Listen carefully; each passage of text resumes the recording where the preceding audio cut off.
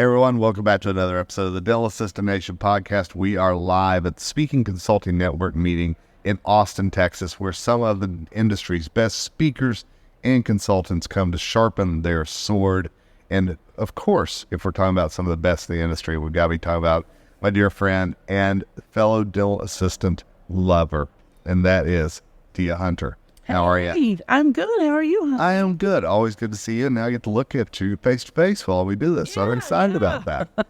So, I know how awesome you are. I know you're out there. You have that heart for dental assistants because you are a dental assistant. Yes, sir. And that is a great thing. But I know one thing that you have really latched onto and become so well known for in this industry outside of what you do for dental assistants every day.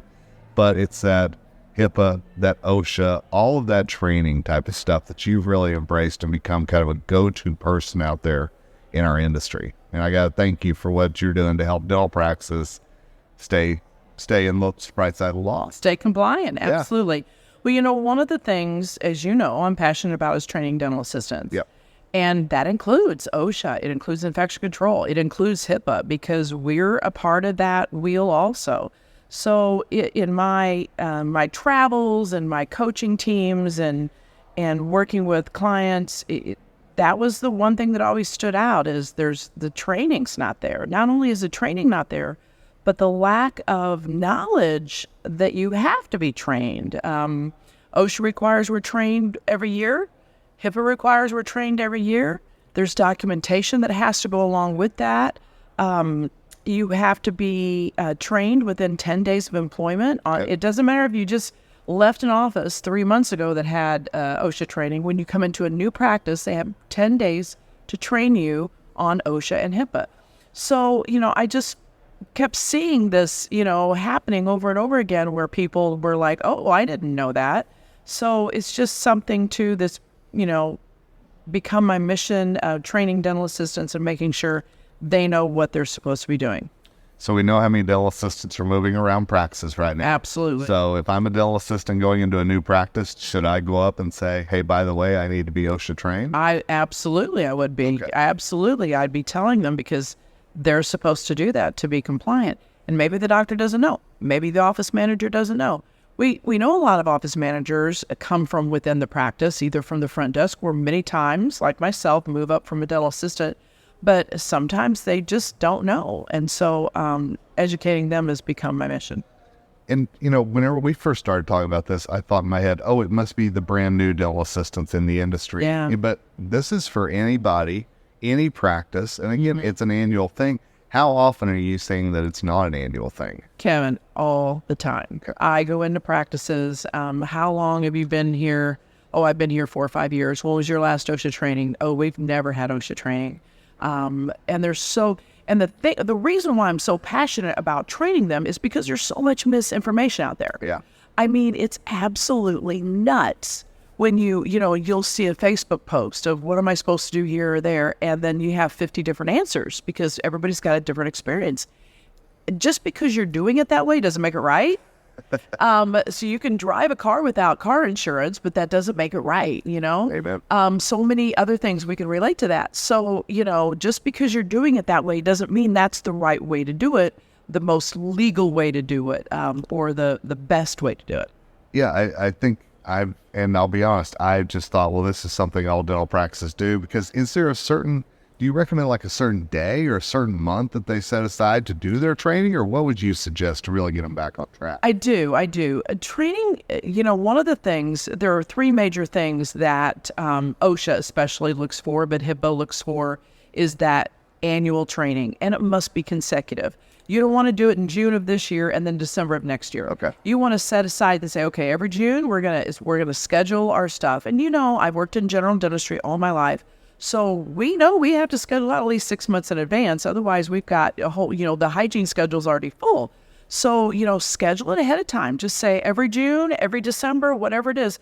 But keep those training records consecutive so they're not, all over the board. The other thing is, and there's documentation with that. We have to have documentation with that. Okay. The other thing is they're looking for, especially OSHA, they're looking for the Hep B vaccines for all clinical team members or waivers saying, hey, I deny my right to this. And then those, of course, sport tests within 3 years. There's, they're looking a little harder at things. Those are the top 3, I would say, but they're looking a little harder at things. They want to see some dental unit waterline test reports. That's good. So if you're not, and those have to be every 5 years, if they look for them, they want 5 consecutive years of it. I know a lot of teams that don't even have a whole year consecutive waterline test reports. True. So, those are some of the things that can get you into a lot of trouble. And that's why training is important. Not only is there knowledge, but there's so much documentation that goes along with OSHA, infection control, and HIPAA. It's crazy, and people don't know it. They have no idea. So the big 3 then are spore testing, hepatitis B, dental unit water lines. Or well, sport testing, yeah. If you're looking at tests like Yeah. that. Another big one that I find is so wrong, and it is kind of comical, that you can buy an OSHA book or a HIPAA book from, Patterson or Shine or Benco, whoever. And then I go in and I do assessments where I go in and help people get compliant. And I'll say, okay, show me your OSHA book. And Kevin, they'll literally pull it off the shelf in the cellophane. Like they think they bought the book and now they're good. Well, not only does the book have to be customized, the book has to be updated every year. So if you're wiping an inch of dust off that book and it's been sitting on the shelf for 3 or 4 years, oh yeah, we have an OSHA book, but it's older. If you've not been updating it, it's wrong. If you've not opened it and gone through there and absolutely customized it to your practice, there's questions in there that has to be answered. There's a log book in there that has to be done. Then you're not doing it right. And I know so many of our listeners sitting there going, I don't have time to do that. That's another thing on my plate. We're short-staffed, all this stuff. But this is a priority. I mean, this isn't an optional thing. No. It is, the fines that are being handed out are crazy. And OSHA's one thing, HIPAA's a whole nother beast. HIPAA's handing out huge fines. And both of these entities, when they come in and they find these things, they're going to make an example of you. We saw that in Oklahoma. That's true. Yeah. Years ago. Yep. And, and I, by the way, I just met the chief investigator on that. It was so cool the other day. Yeah. Okay. And they made an example out of that. And because of that, they changed so many laws in the state of Oklahoma pertaining to dental assistants. So they're taking this stuff seriously, and they are instituting some major fines. I promise you, what you're going to pay me or someone else to come in and help you get compliant is pennies on the dollar compared to what you're going to be fined. Well, and I will tell you, because as the editor for Dr. Bicuspid, that's the stuff that we run in Dr. Bicuspid. We will pick this up, and it's not like you can hide this. This is stuff that gets out in the news. It's a matter of public record. Absolutely. Oh, well, and when the whole Tulsa thing blew up years ago, you lived there. You were right there on top of it, and it was all over. And embarrassing for your community. Absolutely. It's a black eye. Exactly. It is. And what are you going to do if you're a dental assistant working there or a hygienist working there? You think you're going to go down the street and get a job somewhere else? Absolutely. Well, our clinic's closed for, 2 months because we've been, we were fined from OSHA and we slapped us with a 60-day suspension. Nobody's going to hire you. So it's not something that just affects the team. I mean, it just affects the doctor. It affects the whole team. Absolutely. Yeah. And it like you said, it does go with you. Hey, we're at the Speaking Consulting Network meeting, Austin, Texas, talking with Tija Hunter, dental assistant extraordinaire and a amazing speaker, and just does so much for the dental assisting industry. I always love sitting down with Tija, because you told me something interesting a minute ago whenever we were getting ready to go on, that you go into so many practices, you do this all the time, and so many practices think that they can do this online. So they think they can just check the box by watching a short video. No, glad you brought that up. Because they can't. OSHA and HIPAA both frown upon these generic online, quizzes, videos that you watch, a 20-minute video with a 5-10 question test. Each training has to be specific to your practice. So you have to be able to ask the person training you questions. How are you going to do that to a video, right? Right. So, when they say, walk in the door and they say, show me your annual training records, and your training records are all online tests, they're going to go, no. And, so many times, because I only do, in person, live or in person Zoom, so many times people will say, we have never, my training lasts 3 hours. OSHA, HIPAA, infection control. It's a 3-hour class. Good. These people only take a 30-minute course, and it's like, do you not understand that that's not the same thing? It's just not. And so if you want the most comprehensive test, if you want that, have a person do it, whether that be via Zoom where you could follow up with them, talk to them, ask them questions, because that's not kosher. Well, and you're talking about all these things that I know people right now are going, that's a lot of time. It's a money investment. Yeah. But whenever you're talking about the doctor's license, and you're talking about the practice's reputation, your reputation, Yeah. I don't see where that's even an issue. Well, and there are not that many states that license dental assistants, but they are out there. California, Massachusetts, Michigan, that's your license now. That's your license on the line. That we're oral healthcare professionals, whether we are licensed or not. We're oral healthcare professionals, right. And we can be held accountable. I mean, our credentials can be on the line, as well as future employment with someone else. So I think that's super important that we are paying attention to that.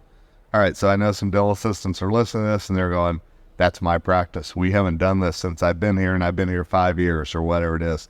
What do they need to do? I mean, how quickly can you really get back on track in your mind? It's all about scheduling, and I think you need to make it a priority.